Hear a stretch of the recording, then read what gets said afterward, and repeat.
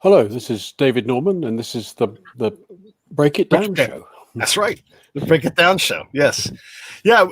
David, I saw his name come up in a story, and people ask me a lot of time, hey, how do you pick all these stories? I read news that interests me, and things like paleobiology, paleontology, all these things are always fascinating. And it's just neat to, we'll look at history in terms of, 20 years ago, 400 years ago, whatever. You look at things from 200 million years ago, and it's such a difference. Yeah. So I wanted to bring you on, and you're a professor at Cambridge. That's pretty impressive. But I wanted you to talk about the discovery that you've announced. I guess not a discovery, the piece of work that you've completed, so we can have this conversation.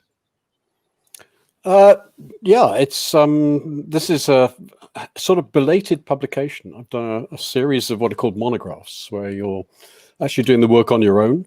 And these, unlike quite a lot of modern science, which are usually short, compact pieces of work, these are almost book length, the very long monographic descriptions, which are sometimes necessary for the description of the work that I do. So describing an animal, you have to describe all its bones and how they fit together, how you understand the nature of the animal, and then go into a sort of more forensic analysis of how the animal works and whether to some extent you could bring it at least partly back to life to understand it a bit better and place it into the context of the world that it lived in. So it's in the layman's sense, it seems like, we know all of the big dinosaurs and we've got them all figured out. Everything's not known, but what else can you possibly learn? But apparently that's not at all true. Talk about the project this monograph that you just completed and why it was so remarkable. It's a rather long story. It takes us back really to the root of our first understanding of dinosaurs. What happened was that at the beginning of the 19th century, fossils began to be discovered, and it began to be appreciated that these fossils told us something about an Earth that wasn't like the present day. And it therefore challenged the biblical literalism that the Earth was relatively young, because there simply wasn't enough time for the Earth to have produced all these fossils. So it just raised a lot of questions. And amongst these fossils that began to be discovered were a number of rather interesting people. One was called Mary Anning. She lived on the southern coast of Britain, and for various reasons, the area around where she lived was very fossiliferous, so she could find fossils. She was very good at it. She had people sometimes have an eye. They have an eye that naturally spots fossils. Not everybody has one. It can be developed. Anyway, she was living in this area in the village of Lyme Regis, right on the southern coast. And because of this ability to collect fossils, she was able to find them and then actually sold a few to try and help the family along. It was a rather poor family. This resulted in a lot of scientific interest in that area of the world.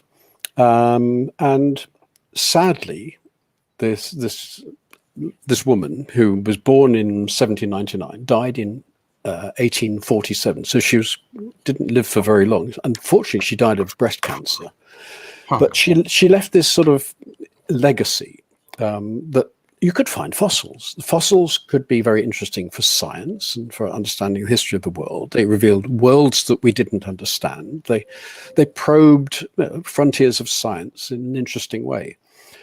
And that legacy lived on. And there just happened to be a young medical doctor training in London. And he was obviously ill for some reason. He had to retire. So he retired to Charmouth, which is a little hamlet quite close to Lyme Regis. And because of his ill health, he, in a sense, was looking for a hobby and ended up collecting fossils while he was still physically able.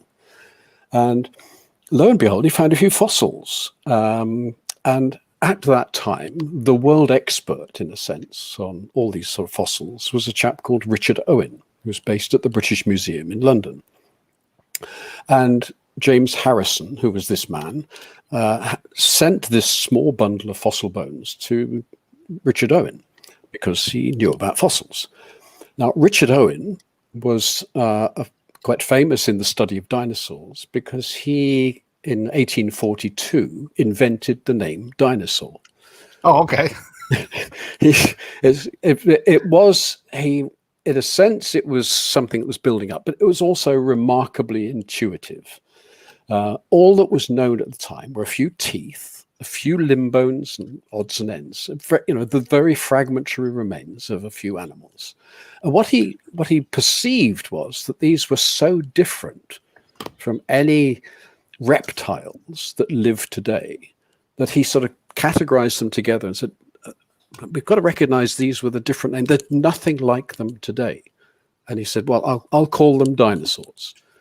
So he invented the name. He, in a sense, became the world authority on dinosaurs. And basically 20 years later, nearly 30 years later, this man called James Harrison collected a few bones, sent them to Richard Owen. Richard Owen said, they look like dinosaur bones. Could you find me a few more? Any chance, in a sense? And within a year, James Harrison was able to send back to Richard Owen at the British Museum a more or less complete dinosaur. Huh. Now, that, in a sense, that doesn't sound remarkable, but at the time it was, in a sense, earth-shattering, because until that moment, nobody knew what a dinosaur looked like. Nobody had a complete skeleton. There had been hints from a few bones, but they were always scattered and very poorly preserved. So the man who invented the name was, in a sense, given a desk full of bones that fitted together a bit like a mosaic or a puzzle. And he was in a position to describe the first well-preserved dinosaur. And he didn't really do it. And there's, in a sense, the tragedy. He did describe some of the anatomy in 2 short papers in the very early 1860s, but in a sense left it at that. And to some extent, you could say metaphorically buried these pieces of work in the scientific literature at the time.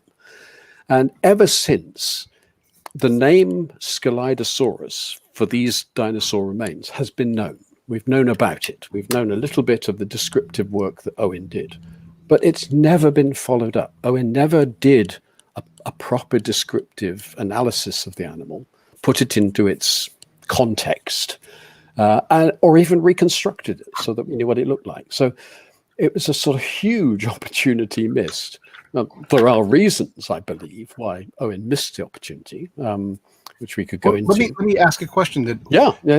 Was this discipline known to describe the animal? Was from other sciences, or was this something that, he was so early it was okay to miss because he had 500 other things he was already discovering and doing? He was busy, but he was doing detailed descriptions of a whole range of animals, and had made his name by describing them very clearly. And that's sort of a mixture of interesting living animals, which he described the anatomy of, as well as fossil animals. So he was perfectly capable of doing it, but he didn't. For somebody who's interested in dinosaurs, you're sort of saying, oh, gosh, he invented the name. He's got the first complete dinosaur there on his desk. Why didn't he sort of go to town and describe this properly? Because he had a wonderful opportunity to actually, in a sense, set the record straight, because there had been an opportunity to criticize some of the work that Owen had done in the years when dinosaurs were only known from fragmentary remains. And in fact, that's where some American colleagues came in and doubted some of the interpretation of some of the work that Richard Owen had done for perfectly reasonable reasons. So again, from a historical perspective, you look at that and say, well, why didn't he make more of that? He was a by nature a fairly arrogant sort of character. Wasn't particularly likable. He did like to denigrate opposing scientists or people who were in the same field. So he had this sort of inbuilt arrogance, which was an unfortunate legacy because some of the brilliant work that he did do early on has been rather obscured by the fact that he left this sort of legacy of not being quite the nice chap that would have liked him to be. Yeah, our heroes often let us down when it comes to these things.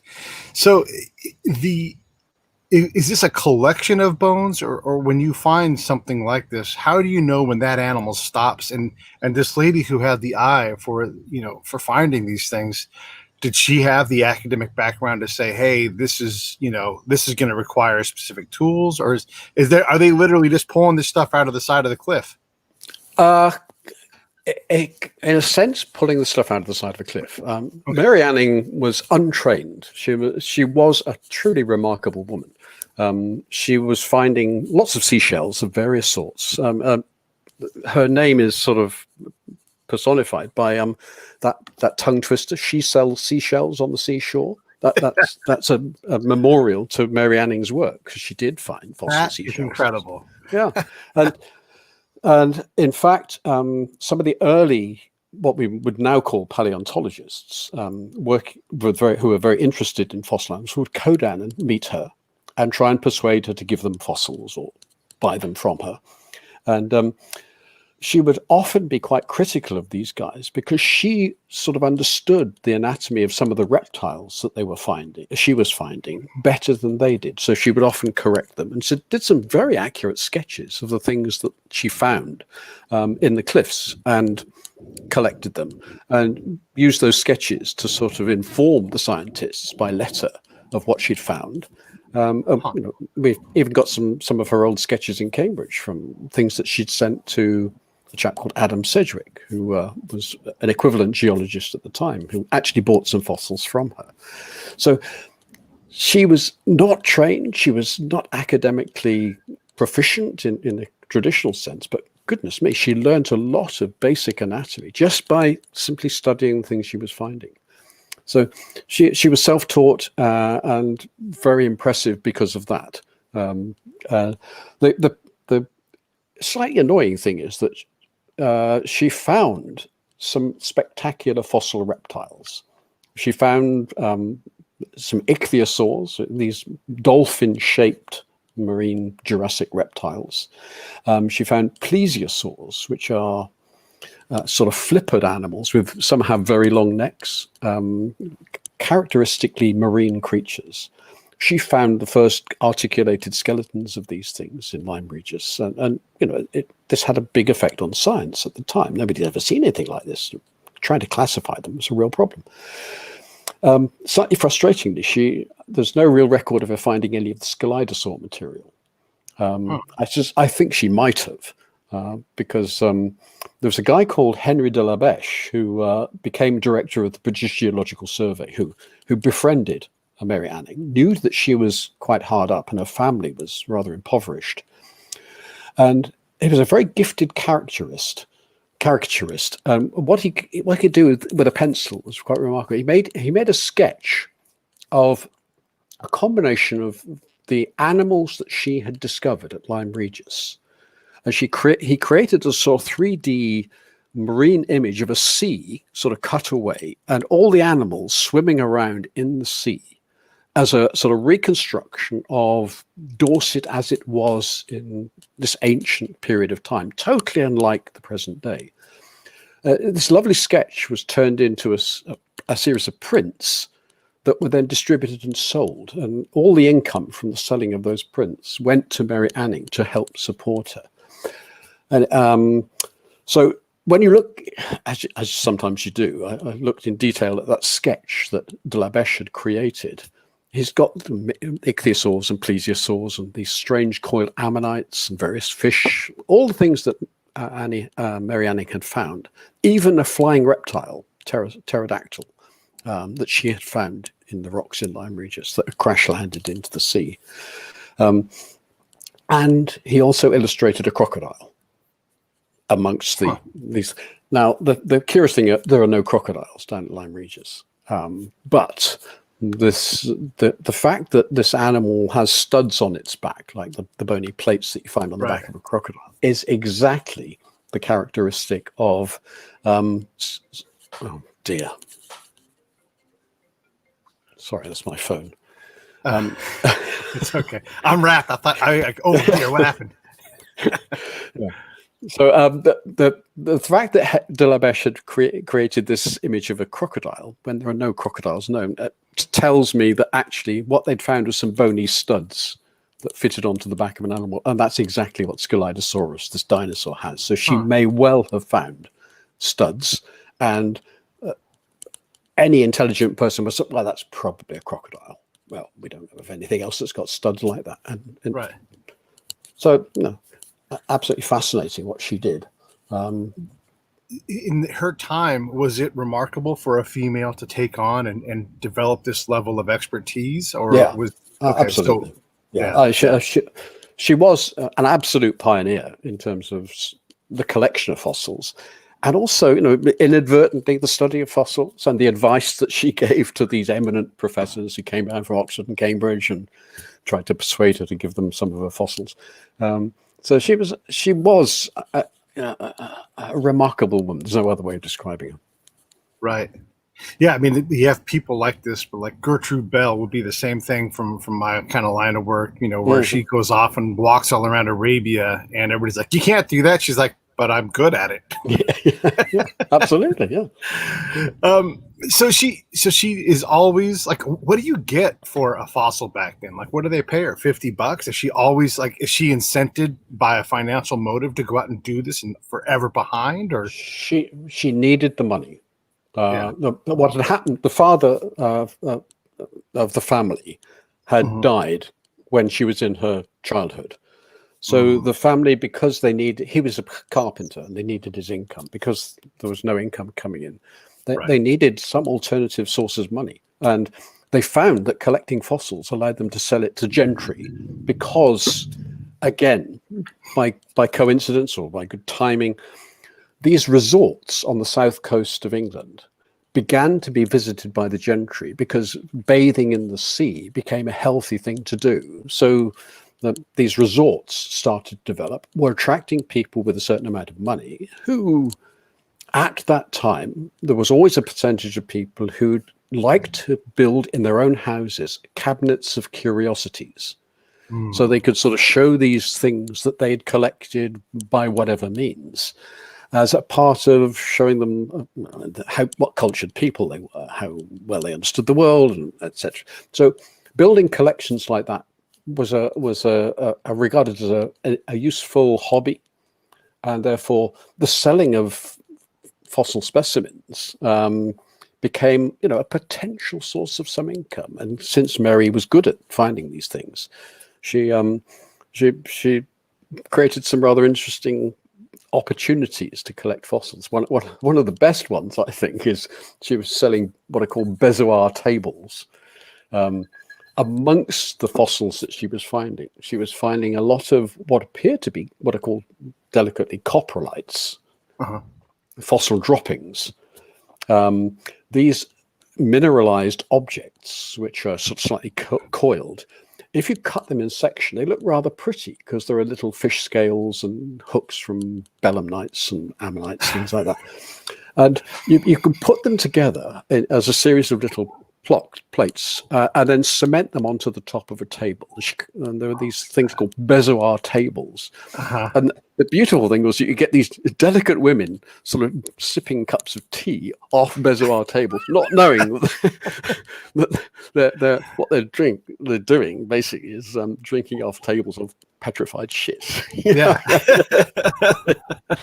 That's a minor aside, but the fact that there was a minor industry associated with the collection of fossils in one way or another meant that she could keep the wolf from the door and keep her family in reasonably good state.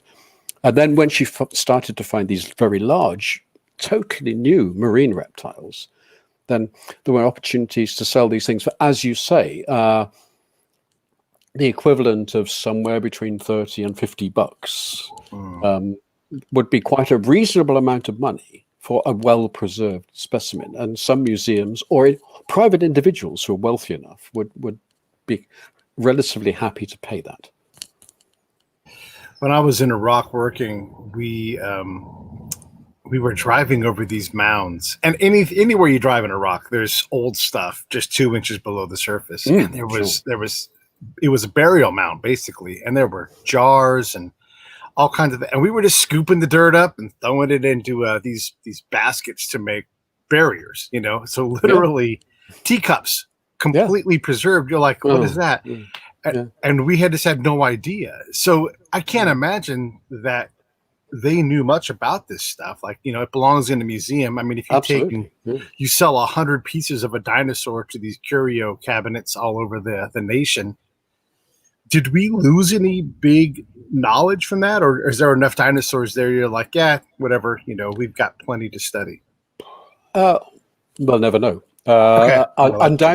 Undoubtedly, specimens were collected privately and bought privately and went off into collections, and we never saw them again.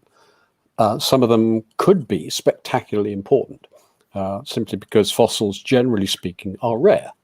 You tend to think of fossils being very abundant, but in the greater totality of what we know of the history of the Earth, fossils are very, very rare, and they tell us little snippets of the history of the Earth. They don't tell the complete story. So rather like having a large book with the story of the Earth, and you basically tear out almost all the pages and leave a few pages and then tear those pages into pieces and then say, well, sort that out. See if you can tell me history from that, all that you've got left. And in a sense, the Earth has done that with the history of the world.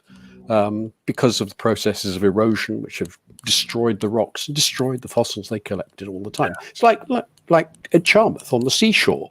The waves are pounding the rocks. They're destroying fossils that fall out of the rocks all the time.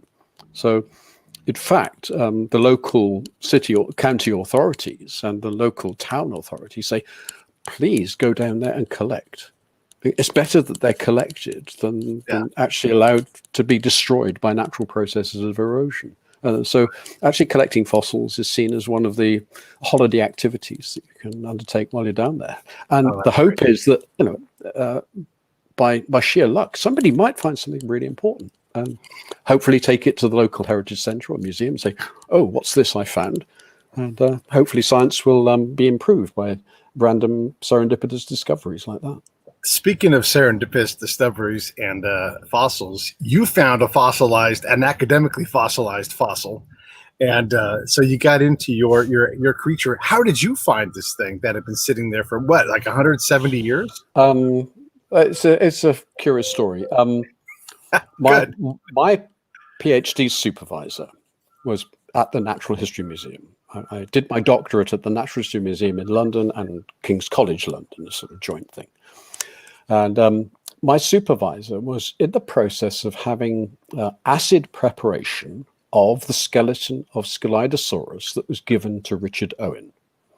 There'd been a process that had been going on for at least 2 decades and was going to go on for another decade at least. Of the original skeleton was in a series of limestone blocks.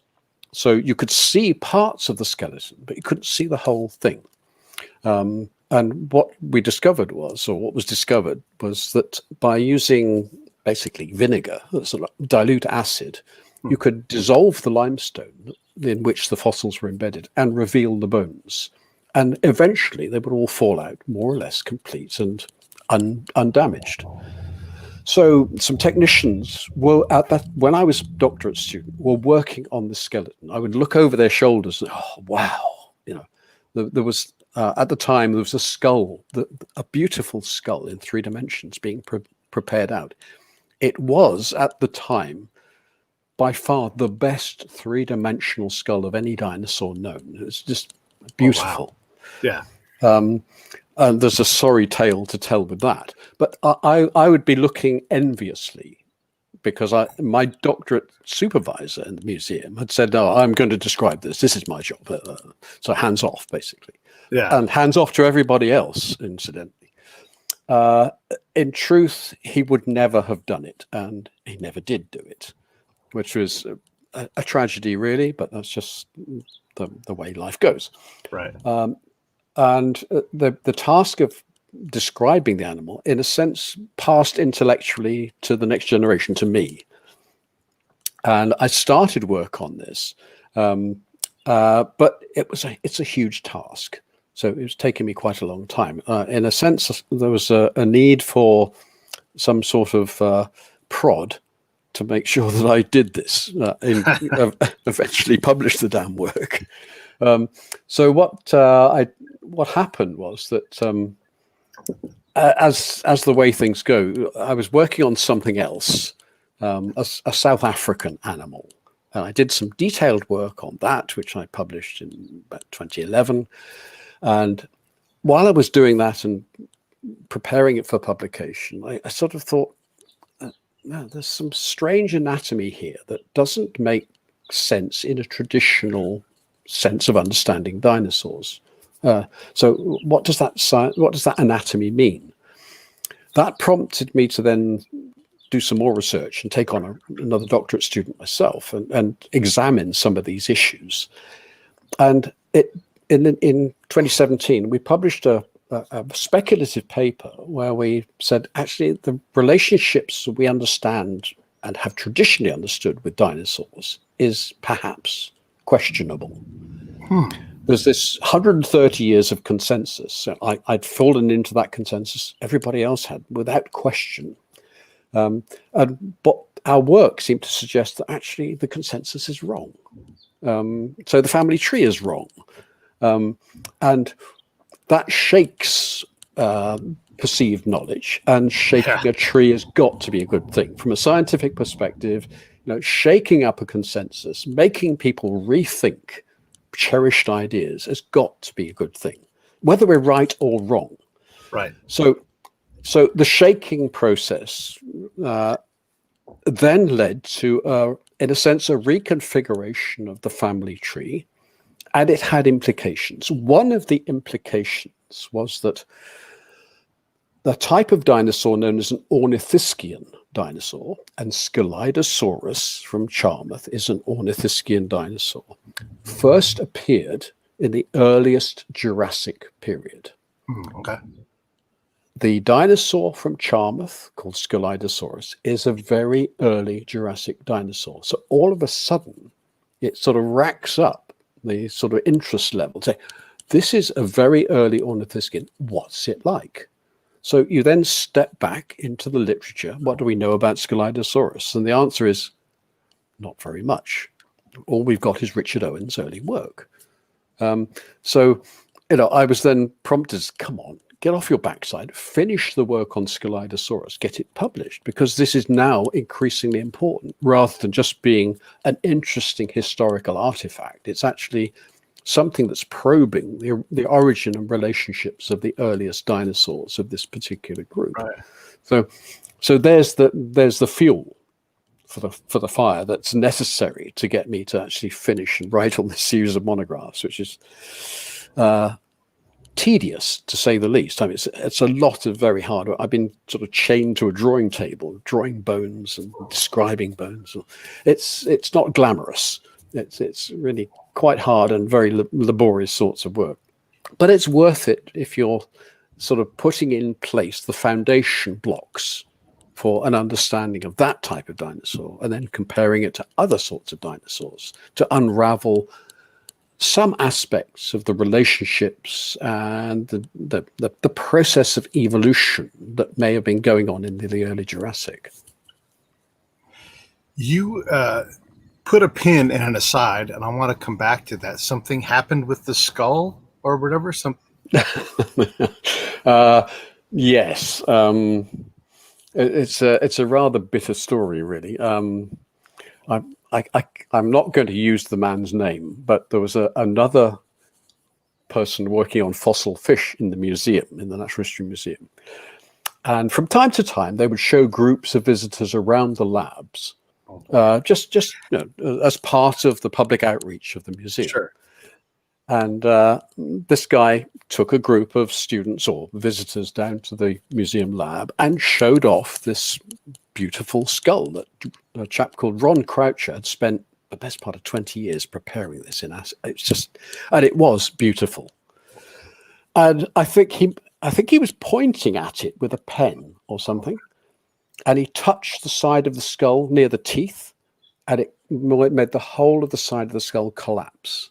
Oh. Which, how Ron reacted, how he didn't kill the guy, I don't know. But because it had been prepared in acid, what had happened to the bones is that the original minerals, the original bone minerals of calcium phosphate, are unaffected by the acid treatment. So the minerals are still there of the original dinosaur.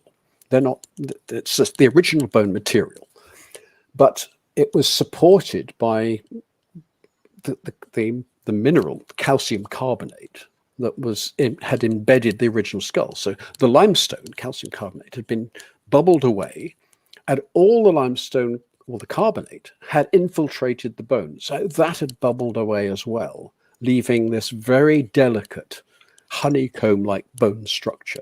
And is this always true? Is how this always works? If it's acid prepared, it's always true. Yeah. There is a way of ameliorating that by adding a phosphate buffer, but this is human. This is the human approach. The most exciting thing is the skull. So what are you going to prepare first? The skull. Right. What you should do is prepare the tailbones, learn how to prepare properly, learn that you need to introduce a phosphate buffer to strengthen the bones so they're not so fragile, and then do the skull. Typically, it's done the other way around. Skull first. That's the most fragile bit, and it's heartbreaking because it fell into pieces, but along the seams where the bone sort of broke, the bone literally exploded. So you've got just bone dust in the bottom of the tray, which would have been part of the original skull framework. And what was a beautifully three-dimensional skull was just pretty effectively destroyed, and lots of bones were damaged. So having to, luckily, incredibly luckily, I'd been so envious of this skull because I was trying to work on another dinosaur and trying to figure out how its bones fitted together in its skull, that I'd done some pencil sketches of the three-dimensional skull before the damage. So at least I had those pencil sketches. They had taken a series of photographs of the skull while it was being acid prepared, as you should, but actually the photographs are poor quality and the lighting wasn't very good and you couldn't see the details on the photographs. So my pencil sketches became very valuable in terms of helping to place some of the bones and replace some of the bones as I reconstructed the skull. But it's such a shame that happened. I was talking to Ron Croucher, who is the man who acid prepared the skeleton and the skull, is still alive. He's retired to the Isle of Wight, a little island just off the south coast of Britain. And I took along my monographs to him to show them because, he'd spent his life preparing this damn fossil and nobody had described it. So, at least he's still alive to see the products of his labors in terms of the published monograph. So that's been a lovely thing to be able to do that. And in a sense, show him what he'd done and how he'd helped science by doing all that incredible work preparing the skeleton in the first place. When you take on a project like this, is this your whole career then? Is like this one skull, or like do you treat some part of it and then you go grab another bone and you're always like dun dun dun dun dun, dun, up and down the and is it just one piece of that dinosaur, or like is your career defined? No. It's you tend to you're doing a number of different things. I suppose you could become a stamp collector, just collecting bones, say put that in another drawer, and it's another piece of the catalogue of the life on Earth. But that's a rather sterile sort of approach to understanding what paleontology and what fossils might tell us. What I'm much more interested in is because of my biological as well as geological background, is well, what are these animals like? Yeah. How do they work? What scientific disciplines do we have that allow us to bring this animal back into some sort of realm of understanding that's plausible in terms of its biology, its functional anatomy, so how it moved, how it ate food, how it moved around, what it did as a real living animal, and then trying to place it into the ecology of the time. So what was living with this? How does it fit into an ecological framework, which requires a great deal more understanding? And then this is 193 million years old. What was Earth like then? Yeah. So you're then worrying about the continental configurations of the Earth, because all the continents were bunked together at that time in the supercontinent called Pangaea. And what are the climatic conditions like? What sort of world was it living in? And in the end, in a sort of CSI sort of approach, why do we find the fossils there? How did they get there? What are the circumstances that led to the burial of these animals? Yes. And this is all, in a sense, it's a sort of paleoforensic pathology. You've got a skeleton. It's what's it doing there? How did it get there? What did it die naturally? What are the circumstances that led to its death? What was it like when it was alive? How did it work? How did it function as a living animal? And you could bring in so many different scientific disciplines. That's one of the excitements of paleobiology. What you're doing is you're not I study bones sort of person.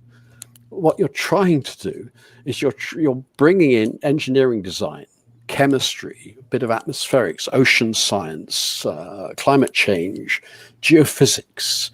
You're using a whole range of different scientific disciplines, bringing them together to see if you can interpret more accurately what has been left behind by the process of fossilization, and putting that into a historical context. And then ultimately saying, okay, we understand the process of evolution. How does this fit into our understanding of the process of evolution? And does it tell us anything about the overall picture of the pattern of the tree of life? And, these are rather deep questions, which are very difficult to answer. Right. But you either say, oh, well, it's another fossil, or you say in a slightly more thoughtful way, what does it mean? Yeah. What's it all about? What's it for? Otherwise, it's a bit like the original state of Scelidosaurus. Stick it on a drawer in a museum and forget about it. Right. It's another name, but that's it. It's an early Jurassic dinosaur with the name this. What was it like? Oh, don't really know. So, paleobiology or paleontology and paleobiology are sort of trying to be a bit more thoughtful, a bit more sort of interpretative and synthetic about the way in which we use a range and variety of sciences to answer these rather difficult questions. The frustration is that we don't have a time machine. Science likes to do repetitive experiments to prove whether your theory is right. Right. And sadly, the frustration is we can't go back and you were right. That was your theory. So there's an element of frustration that's an inherent part of being a paleobiologist, because you can come up with a lot of theories, but the proof that supports those theories is a cumulative one.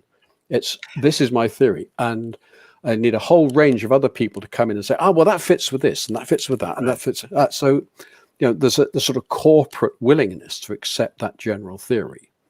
And that means you're now in the realms of being a barrister, because you're trying to persuade the jury that your approach, your theory to a particular idea is more plausible than a range of other alternative explanations. And that's exciting. It's fun. It means don't be precious about your own particular ideas, because Right.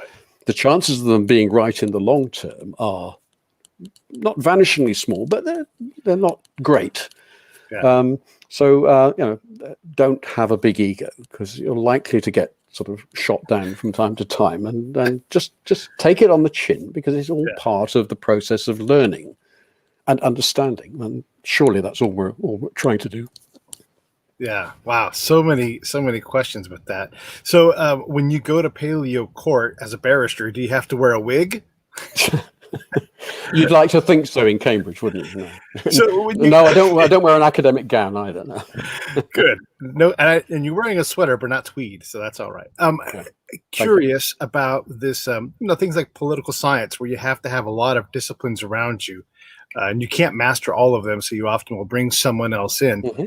Are there paleoeconomists and paleokinesiologists that you bring in, or do you have to do you shop this out as like a project manager? Say, hey, person who specializes in the movement of the knee in paleo creatures, I need your help to look at this. Yeah. How does that work? Well, most of us have an innate interest in dinosaurs. So, for example, if I approach some engineering colleagues, they're more than happy to look at the problems associated with how the mechanics of an animal work by using some of their software.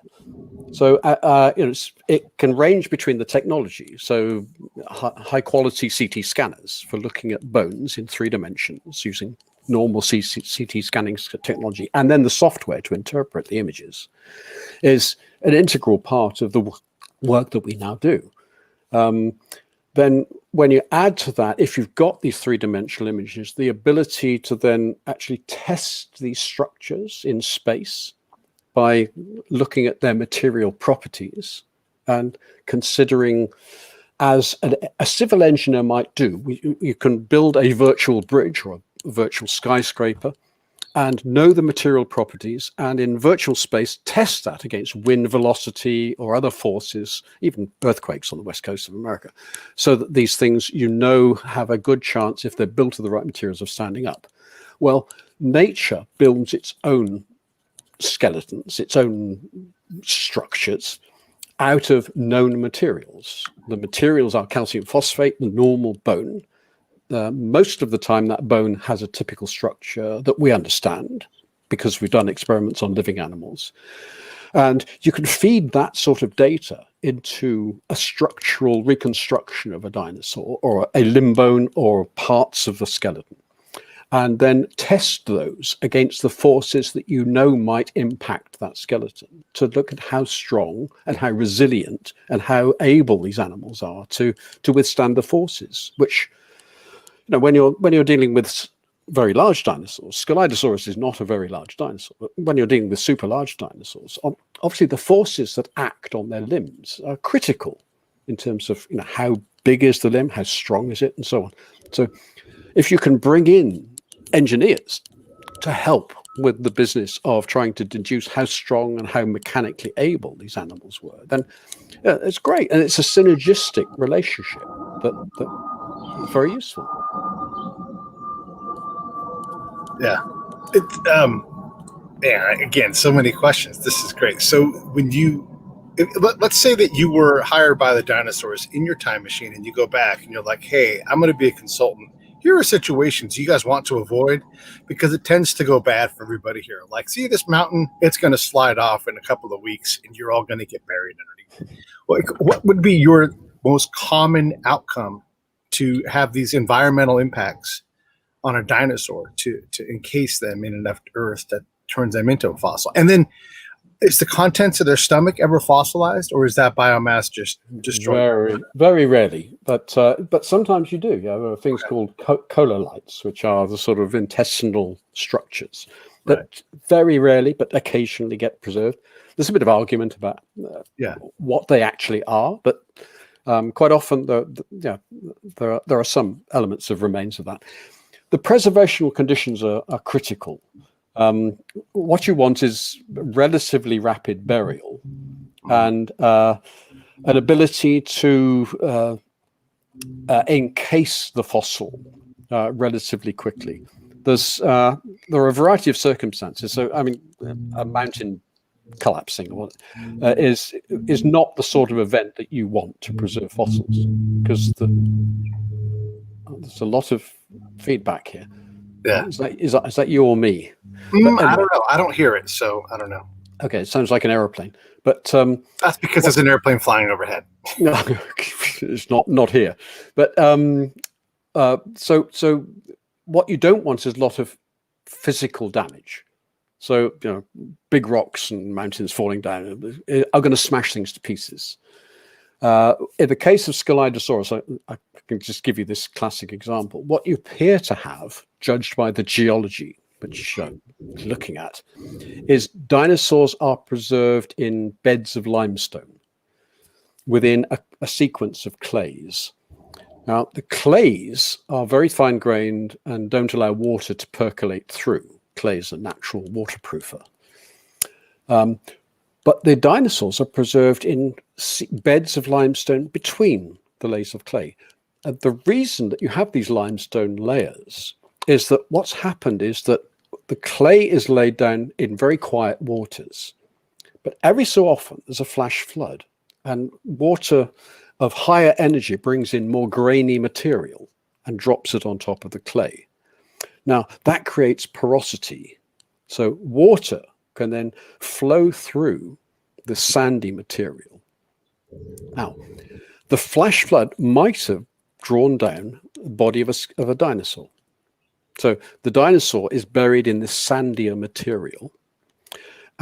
It's then encased in more clay above, so the whole thing gradually squashes down. But water can trickle through the sandier layer. The water brings in carbonate.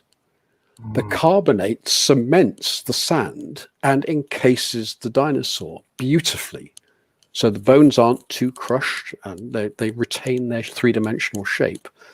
So in this instance, what you want is a rapid event that can bury an animal relatively quickly and then encase it. And once it's encased, there's a good chance of it being preserved.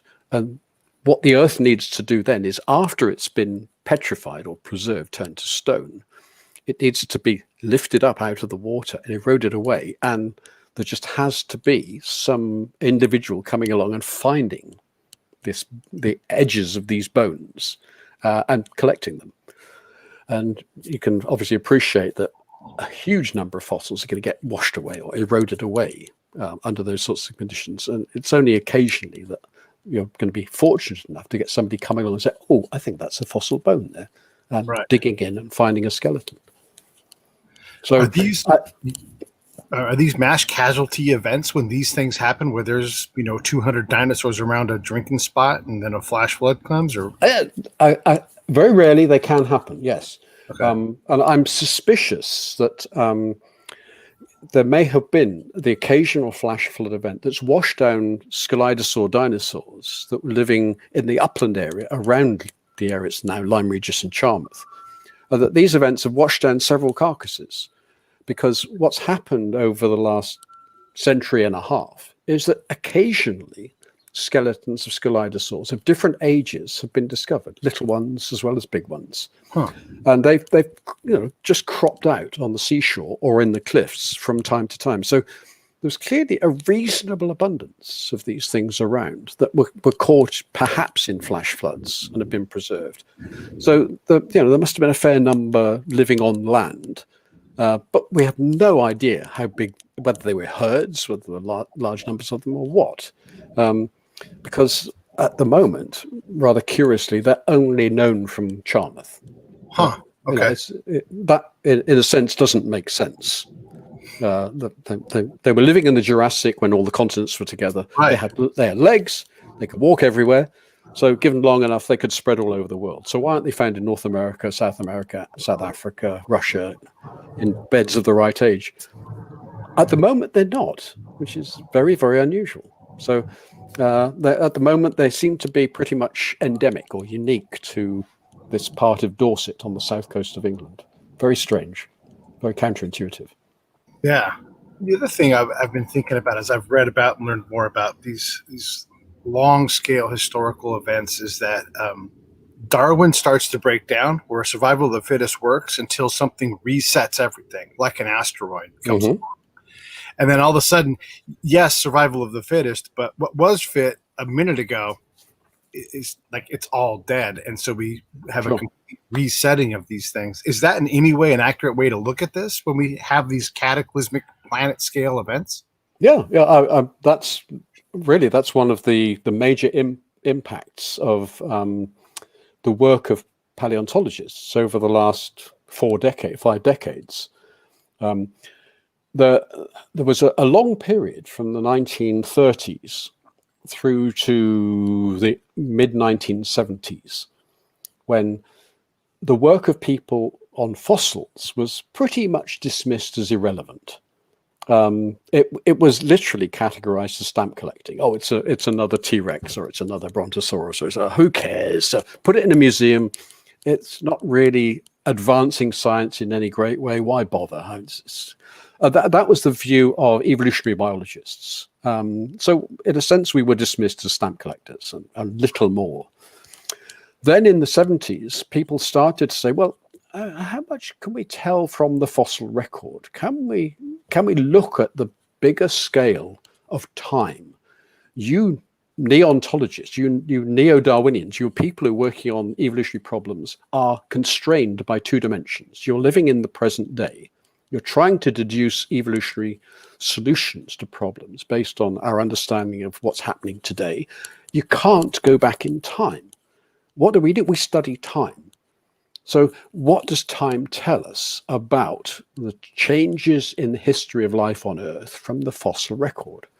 And one of a number of things emerged from these more detailed studies collections, which is museum-wide collections that are starting to be assessed. One of the things that emerged was there appeared to be punctuations in the history of life. Now, you didn't predict that. Darwin didn't predict that. You neontologists didn't predict that. What we've seen is these sudden hiatuses. Now, there have been a number that have been suggested. The extinction of dinosaurs is a famous one. There's another really big extinction at the end of the Permian, 250 million years ago. And there are a few extinctions that are in the deeper past. And that is not predictable from modern evolutionary genetics and modern evolutionary biology. So the fossils have given us an insight into punctuations in the history of life. And that's examining pattern and process over long periods of time. And you're absolutely right. What you have is these punctuations, these unexpected hiccups in the history of life, which unexpectedly give opportunities to different groups of animals. When there's a major clearing of an ecosystem, it could be a meteorite, it could be volcanic activities, could be a whole range of things. In a sense, partly equivalent to what we're doing with the ecosystems of the world today to bring it into its present context. We appear to be causing a mass extinction now.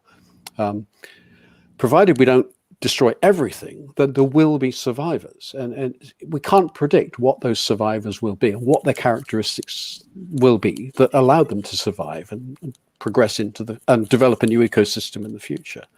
But what we can do is look at the way ecosystems have been restructured following these mass extinction events in the fossil record, and that's one of the relatively important contributions that paleobiology has made to our understanding of the process of evolution. There are a few others as well.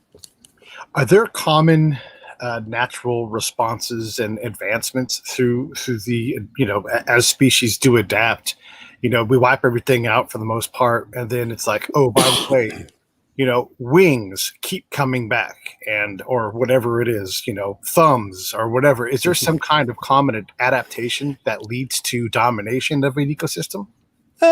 No. One of the things is to be, as a fairly sort of constant feature, is to be relatively small and to reproduce quickly. So the mice and the rats and the little things that increase their populations very quickly and very adaptably are more likely to survive than the animals at the top of the food chain. So the elephants and the zebras and the rhinoceroses and things like that. They have smaller population numbers. They breed more slowly. they can't respond to big changes in their environment in the way that animals that reproduce more quickly and are more generalized in terms of their habits. So if you can feed on a range and variety of things, if you can eat plants as well as animals, for example, if you can scavenge, if you're not specialized on just eating one particular type of bamboo like a panda, Right. then you have a better chance of surviving if the ecosystem is disrupted and you lose your principal food source. If you're really tied into one food source, then if it disappears, you don't have any alternatives. So you're much more likely to go extinct. So be small, reproduce quickly, and be flexible or adaptable in terms of how you utilize resources seems to be the watchword for surviving cataclysmic events like these mass extinction events that we've seen in the past. Everything, it's like there's a limbo bar, and little things can get under the limbo bar. The big things just crash into the wall above and go extinct. So it's that's a sort of generalized message that comes out from the majority of this. We've had a lot of people who work in the ocean. Fabien Cousteau has been on the show, and he talks about just like we barely have discovered anything, and like the paleobiology possibilities from being underwater and removing dirt away and seeing what's there. It's got to be unfathomable. But how are we doing in terms of searching the earth? I mean, there's miles and miles of wadi in the Middle East that have to have something there that you guys can study. Are you guys even 10% of what you could do, or is it 1%, or is it 90? Hell, I don't know. I would say it's less than 10%. I mean, let's be sensible about this. The world can't afford lots of paleontologists. Right. I mean, we're a sort of luxury in terms of the economic needs, the prosperity of our general nation. So we are a small group of people scattered around the globe. We do the best we can to collect what we can and interpret what we can. But we don't have vast amounts of money, and we don't have vast squads of people going out collecting things. We are dependent not only on research councils to allow us to go and do some specific fossil collecting, but if they're going to get money from these research councils, they got to know that you're going to find something. They have to be almost copper bottom guarantee that you're going to find something, rather than going out speculatively doing blue sky. Well, I want to go to that area and just look at all those rocks. Don't know what I'll find, but I'd like to go there. And they'll say, well, yeah, it's a nice idea, but no, we're not going to fund you. So in a sense, there's restricted collecting that we do for good academic reasons, where we're pretty sure there's a result that's going to come out.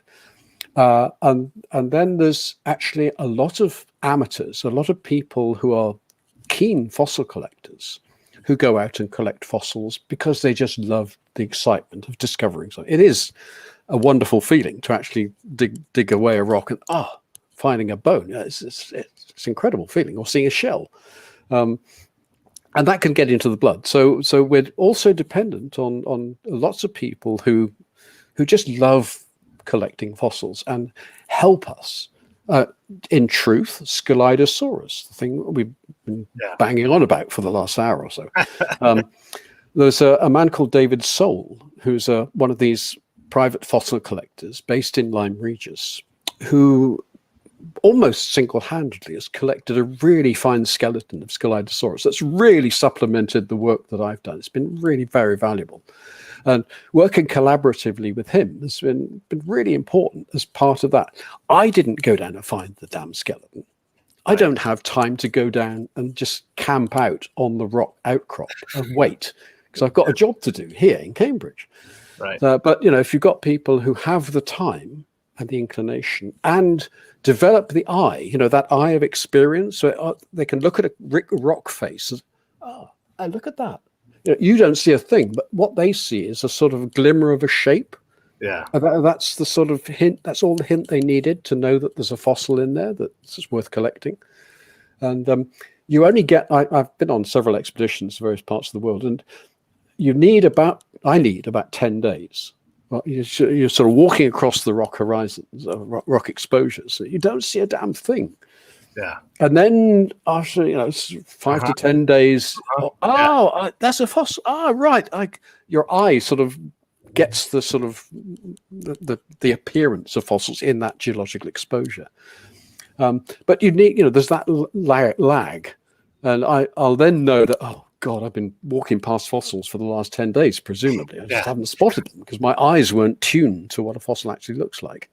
But the people who just love doing this and have the time to do this, they've got that natural eye all the time because they're reinforcing that sort of visual imagery all the time. And I sort of envy them that freedom. Yeah, I mean, in my line of work, as a spy, we have different disciplines, and there's like the people who are like, I'm a people person, and so I should be out talking to people and being amongst them to try to gather the information and build the network. The analysts always want to do my job, but they are puzzle putter together people, and so they aren't as good at adept at approaching people, in the way that gets them the information they want. They're really good, like they'll put the puzzle. I don't care about the puzzle. I can put it together, but they're like so intuitive with that. And then you have the people that plan operations, and it must be similar for you guys, where these different disciplines have to work together, and people sort of self-select into like, yes, it's hot as hell here. We're going to sleep on the ground for the next 3 months straight, backbending, sore knee work, but it's what I do. That's what I love. And the other person's like, I have to sit in the lab all day, and I'm fascinated by, removing stone from skull or whatever it is. Right. Yeah. And then finding out what to do with it. Yeah. Yeah, absolutely. I mean, and we're a sort of mixture of all those characteristics. I love the lab work. I love collecting, but I love the interpretation. All that. In a sense, I love the boring hard work that comes with studying all these damn bones. Because at an intellectual level, what I have noticed is that at one level, you could just photograph all the bones and then put them in a publication, and Bob's your uncle. Then that's what it looks like. But I do a lot of drawing, so I'm drawing from the original. So my ink drawings are based on seeing the fossils, and there's something that happens when you're seeing fossils. You're looking at them.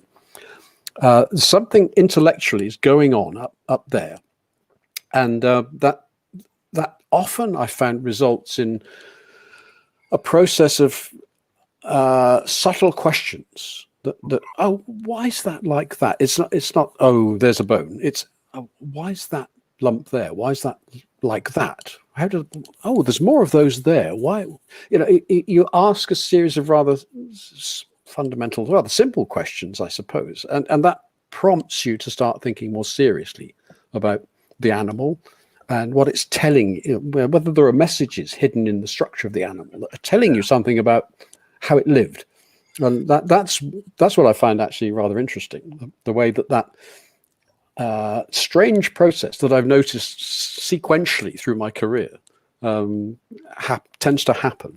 It sort of, I can't explain it. It just happens because you're probing, you're looking carefully. Rather than looking, there's a difference between looking superficially. Oh, yeah, it's a wonderful skeleton. Great. Wow. Move on. To, let's look in detail at these bones, how they work, how they fit together. Yeah. I mean, humans are fantastic pattern recognizers, whether they're right or wrong. Yeah. And you get to sit there in minute detail and go, wait, this is, as you draw it out. No, I get it. Hey, I've had you for an hour and I could ask you 100 more questions, but I'd rather just have you come back and do another conversation. It's just been, it's so fascinating, David, what you guys do. And we had Thomas Desmarais. He runs the Natural History Museum down in San Diego. And, one day a construction site's like, hey, we think we found something. It's an elephant, and it changes the entire, understanding of North America and when man was here and everything, it's fascinating to talk about these things and how it changes it shakes that tree. It yanks it up by the roots sometime and says, wrong tree. It's like there's a young chap called Charles Darwin you may have heard of. I mean, he was collecting fossils of South America, and he collected a tooth, on the seashore down in Bahia, and he realized it was a horse tooth, but it was buried in the rocks. Now the conquistadors brought the horses to South America, didn't they? Yeah, because South Americans didn't know what horses were. No, horses lived a long time before in South America, but went extinct. And that was Yeah. one of the first insights that Darwin got about the pattern and evolution of life on Earth and how things have come and gone. Extinction was a new phenomenon then. It's one of the things I've learned too about looking at history like this is that to presume that a people near a coast couldn't sail as far as they wanted is becoming false. Like, we now know that people sailed from Micro-Polynesia area all the way to South America, and so sailing is a human norm. At some point, they figure out how to use the wind and how to navigate, and they went places, not just from Sweden to the North American continent, but Africa to anywhere they want, and those 4 Heyerdahl expeditions on the balsa raft was absolutely incredible. Incredible. Yeah. Well, listen, I want you to start your weekend and have a great time. Thank you so much for hanging out with us. I really appreciate it. Really would love to have you come back on and let's talk some more. Okay, bye-bye. All right, let me sign off here. Hold on.